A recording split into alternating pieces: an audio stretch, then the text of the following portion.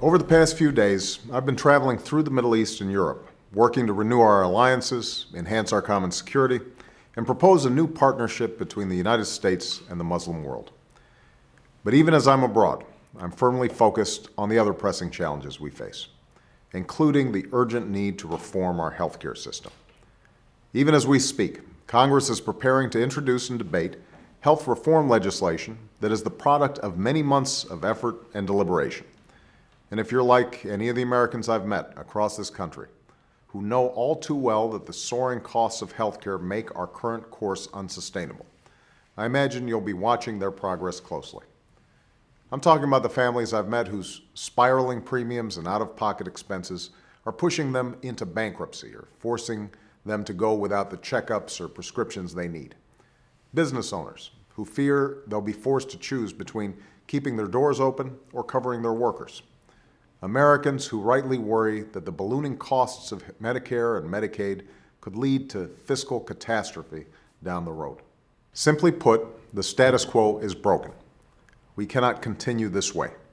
If we do nothing, everyone's health care will be put in jeopardy. Within a decade, we'll spend $1 out of every 5 we earn on health care, and we'll keep getting less for our money. And that's why fixing what's wrong with our healthcare system is no longer a luxury we hope to achieve. It's a necessity we cannot postpone any longer. The growing consensus around that reality has led an unprecedented coalition to come together for change. Unlike past attempts at reforming our healthcare system, everyone is at the table: patients, advocates, and health insurers, business and labor, Democrats and Republicans alike. A few weeks ago, some of these improbable allies committed to cut national health care spending by $2 trillion over the next decade. What makes this so remarkable is that it probably wouldn't have happened just a few short years ago. But today, at this historic juncture, even old adversaries are united around the same goal: quality, affordable health care for all Americans.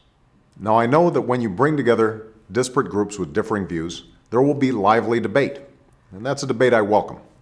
But what we can't accept is reform that just invests more money in the status quo. Reform that throws good money after bad habits. Instead, we must attack the root causes of skyrocketing healthcare costs.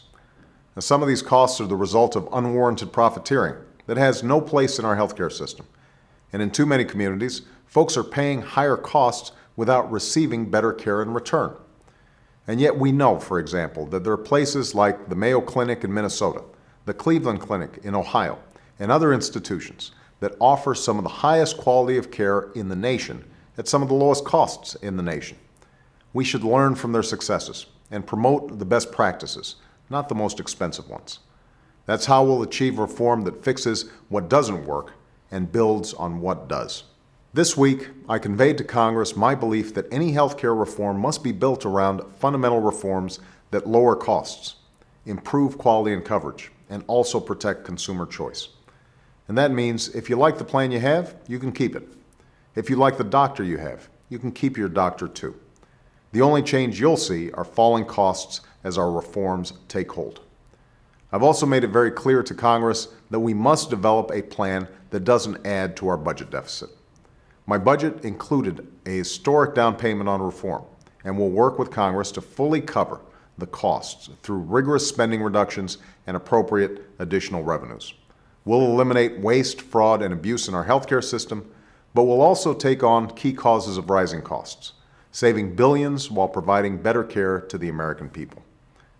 Now, all across America, our families are making hard choices when it comes to healthcare. Now it's time for Washington to make the right ones. It's time to deliver. And I'm absolutely convinced that if we keep working together and living up to our mutual responsibilities, if we place the American people's interests above the special interests, we will seize this historic opportunity to finally fix what ails our broken healthcare system and strengthen our economy and our country now and for decades to come.